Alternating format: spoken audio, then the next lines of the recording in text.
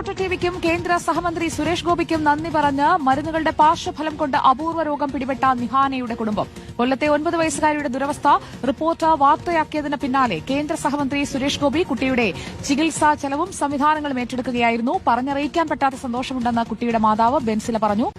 കേന്ദ്രമന്ത്രി സുരേഷ് ഗോപി അടക്കം ഇടപെടുകയും കുട്ടിയുടെ ചികിത്സ എറണാകുളത്തുള്ള ഗിരിധർ ആശുപത്രി ഏറ്റെടുക്കുകയും ചെയ്തു.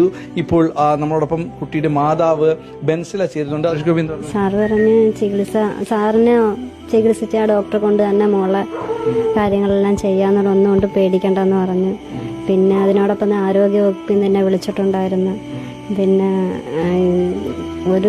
പെട്ടെന്നൊരു അപൂർവ രോഗം ബാധിച്ച ഒരു കാര്യം അറിഞ്ഞ് ഞങ്ങൾക്ക് ഇത്രയും സഹായം ചെയ്തതെന്ന് ആരോഗ്യ കേന്ദ്രമന്ത്രി സുരേഷ് ഗോപി സാറിന് എൻ്റെ നന്ദി അറിയിപ്പിക്കുന്നു. അതിനോടൊപ്പം തന്നെ എൻ്റെ മോളെ അവസ്ഥ പുറം ലോകത്ത് അറിയിപ്പിച്ച റിപ്പോർട്ടർ ചാനലിന് അതിയായ നന്ദി അറിയിപ്പിക്കുന്നു.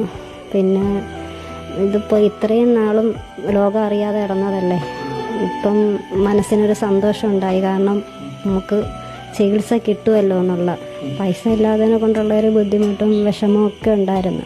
പക്ഷേ ഇപ്പം സന്തോഷമുണ്ട്, അതിലുപരി ഒരു അത്ഭുതമുണ്ട്. കാരണം ഇത്ര പെട്ടെന്നാണ് എൻ്റെ ജീവിതം മാറിമറിഞ്ഞതെന്ന് ചിന്തിച്ചുകൊണ്ടിരിക്കുകയാണ്. എനിക്കിപ്പോഴും വിശ്വസിക്കാൻ പറ്റുന്നില്ല.